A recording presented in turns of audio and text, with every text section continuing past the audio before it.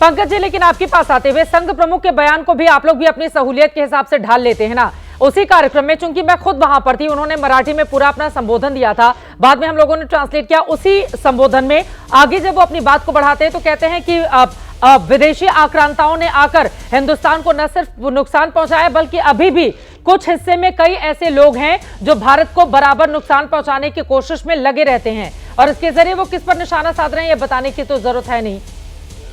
पंकज शर्मा जी, तो आप लोग भी अपनी सहूलियत के हिसाब से उनके बयान को अपने अपने रूप में ढाल लेते हैं।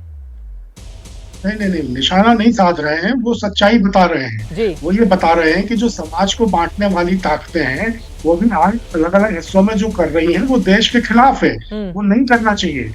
और रही बात ये कि आप कह रही थी कि अब संघ प्रमुख अच्छे लगने लगे, कि संघ प्रमुखों का छोड़िए, मोहन भागवत जी तो मुझे शुरू से अच्छे लगते हैं। 2015 में सितंबर के महीने में जब उन्होंने सरकार का सालाना रिपोर्ट कार्ड दिया, 1 साल हो गए थे सरकार को बने हुए, और सारे मंत्रियों को तलब किया, प्रधानमंत्री जी को भी तलब किया। प्रधानमंत्री जी गए नहीं 2 दिन, दूसरे दिन ये मध्यांचल में जो मध्य प्रदेश भवन है उसमें पूरी उन्होंने बैठकें बुलाई और उन्होंने सालाना रिपोर्ट लेने की शुरुआत की। वो तो मुझे उसी दिन से अच्छे लगने लगे थे, लेकिन भारतीय जनता पार्टी को, नरेंद्र भाई मोदी को वो उसी दिन से आंख में खटकने लगे। उन्होंने कहा था मैं हर साल रिपोर्ट लूंगा सरकार की, लेकिन बस वो पहला और अंतिम साल था जब वो बेचारे रिपोर्ट ले पाए। और उसके ये वाली खबर तो मेरे पास भी नहीं। पंकज जी, ये वाली खबर आपके पास है, ये खबर सच है क्या? व्हाट्सएप मैसेज 2015 में 1 साल के बाद रिपोर्ट कार्ड इन्हीं व्हाट्सएप मैसेज पे भेजा गया था।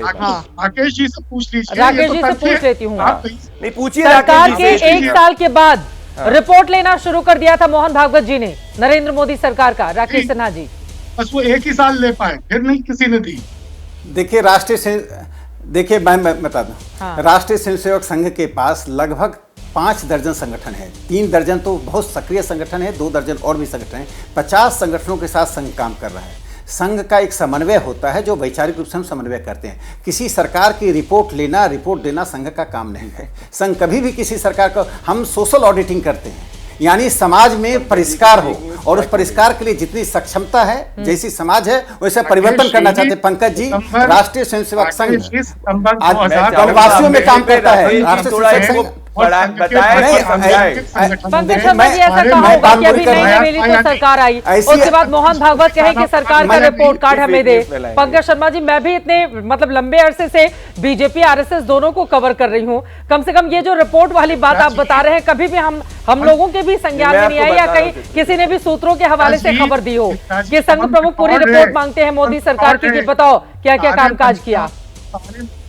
सारे मंत्रियों को तलब किया संघ प्रमुख ने मध्यांचल में सितंबर 2000।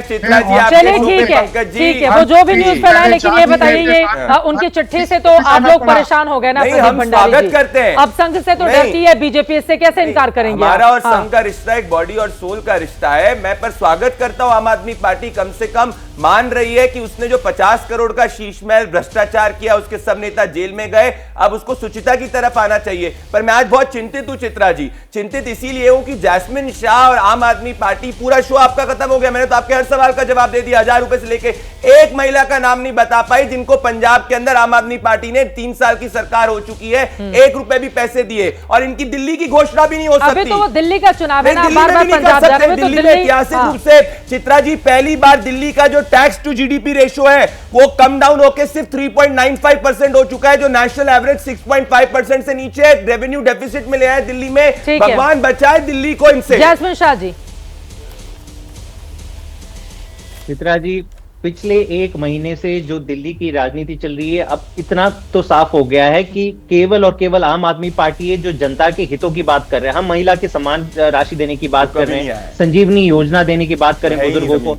अब तक भाजपा दिल्ली के लोगों को ये नहीं बता पाई कि अगर आप हमें वोट दो तो हम आपके लिए क्या करेंगे। उनका केवल एक मिशन है, सबको जेल में डाल देंगे, महिलाओं के लिए कुछ नहीं करेंगे, हम बिजली काट देंगे। ना मुफ्त बिजली की बात करते हैं, ना मुफ्त पानी की बात करते हैं, ना महिलाओं को मुफ्त बस यात्रा देंगे, और अगर बोल भी दे तो लोग यकीन कैसे करें? चित्रा जी, दुविधा यह है उनकी।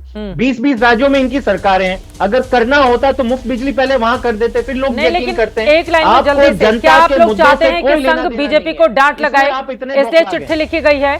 क्यों चिट्ठी लिखी गई है, किस उम्मीद में लिखी गई है, और आपको लग रहा है कि आरएसएस की ओर से आम आदमी पार्टी का जवाब दिया जाएगा? ये बिल्कुल हमें उम्मीद है मोहन भागवत जी अरविंद केजरीवाल जी को जवाब देंगे। हाँ। देश की जनता को चले हमें जवाब ना दे, लेकिन वो अपना पक्ष रखें। यहाँ पे राकेश सिन्हा जी ने बोल दिया कि हम खुलेआम भाजपा को प्रोत्साहन देते हैं कि सारे लीडर जाए और हजार रुपए बांटे एनजीओ के नाम पे और वोट कमा ले, क्योंकि कोई मुद्दा तो है नहीं आपके पास। अब 1000 रुपए की बात लो। अब मोहन भागवत जी यही बात करते हैं। ये खुद पंजाब में पैसे नहीं दे सकते महिलाओं को।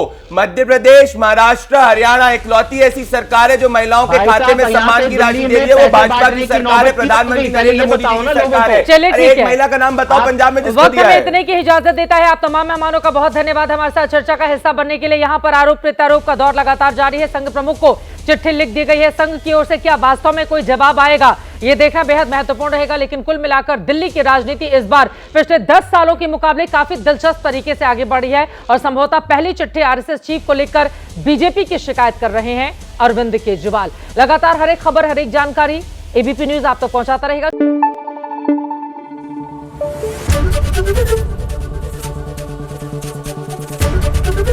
एबीपी न्यूज आपको रखे आगे।